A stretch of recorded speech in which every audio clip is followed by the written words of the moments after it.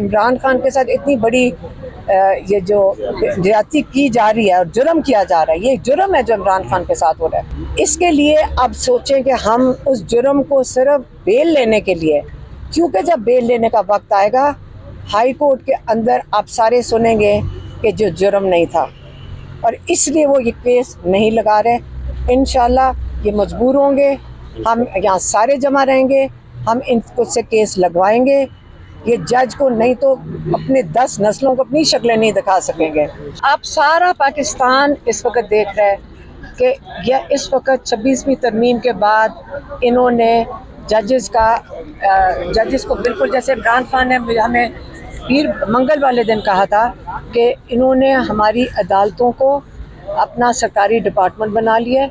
उनको जो ऑर्डर देते हैं वो ऑर्डर फॉलो कर रहे हैं। तो इनको ऑर्डर आता है, कोई जज नहीं चाहेगा कि ये तौहीन हो उसकी जो आजकल हो रही है।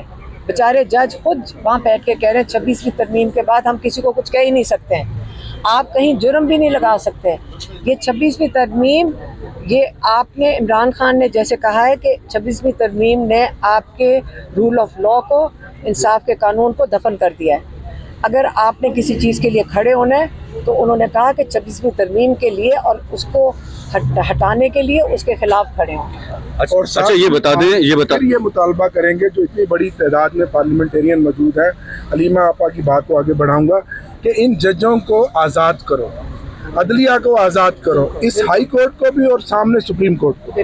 हलीमा खान साहबा, आप बहुत बार आ चुकी हैं यहाँ पे, जब से खान साहब यहाँ पे जेल में हैं, तो ये बता दें बॉडी लैंग्वेज कैसी लगती है आपको? लगता है कि उनकी रिहाई या उनको यहाँ पे रिलीफ मिलेगा इससे?